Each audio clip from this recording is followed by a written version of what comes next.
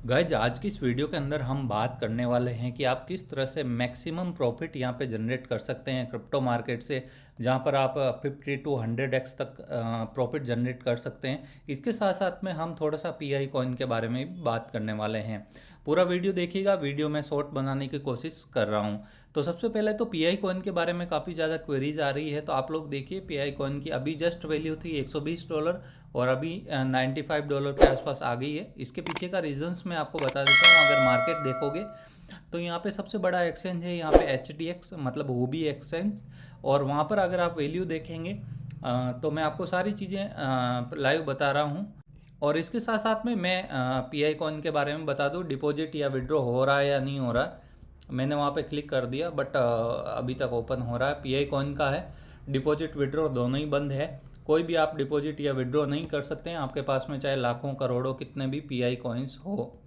मैं एक बार और से क्लिक करता हूँ, नहीं हो रहा तो अपन आराम से मार्केट पे जाते हैं, मार्केट्स देखते हैं एंड पीआई कॉइन सर्च कर लेते हैं। Pi USDT. अगर हम देखें तो यहाँ पे $106 चल रहा है, अभी अपडेट होगा यहाँ पर।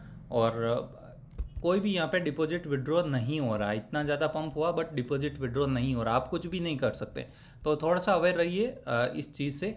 आप कोई भी पीआई कॉइन फर्जी भी हो सकता है या कुछ भी हो, अभी कहीं पे भी कोई भी ट्रेड नहीं हो रहा ओरिजिनली, क्योंकि वहाँ पे आप डिपॉजिट या विड्रॉ ही नहीं कर पाओगे तो होगा कैसे ट्रेड।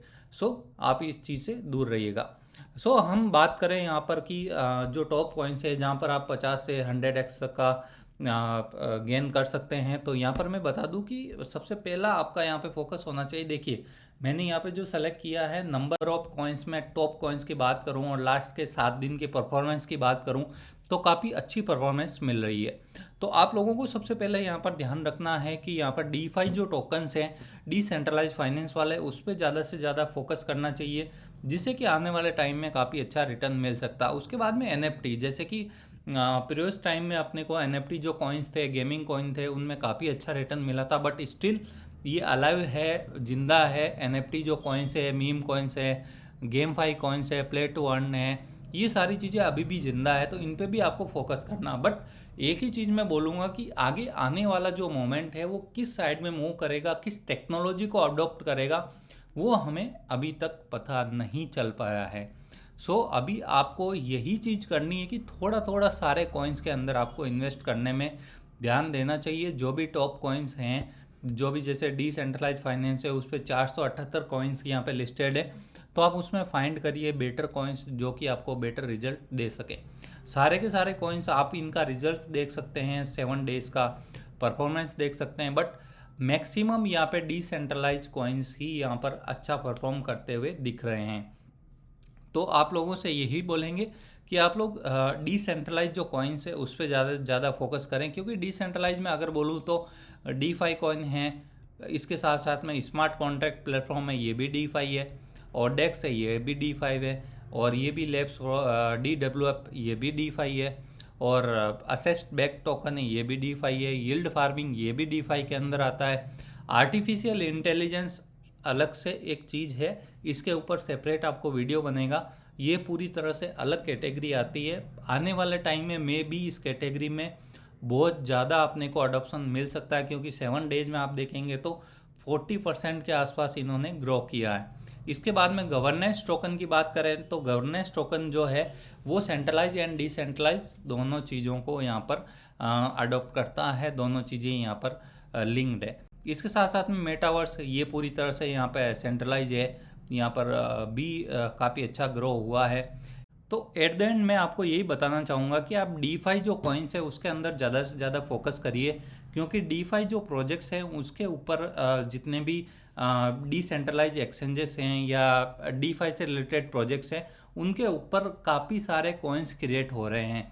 यहाँ पर देखिए 500 के अराउंड डिसेंट्रलाइज फाइनेंस में कॉइन क्रिएट हो चुके हैं। इसके बाद में अगर आप देखेंगे कि डेक्स के ऊपर 160 कॉइन क्रिएट हो चुके हैं। यील्ड फार्मिंग, ये भी डीफाई के अंदर आता है, यहाँ पे 150 के ऊपर कॉइन्स हो चुके हैं।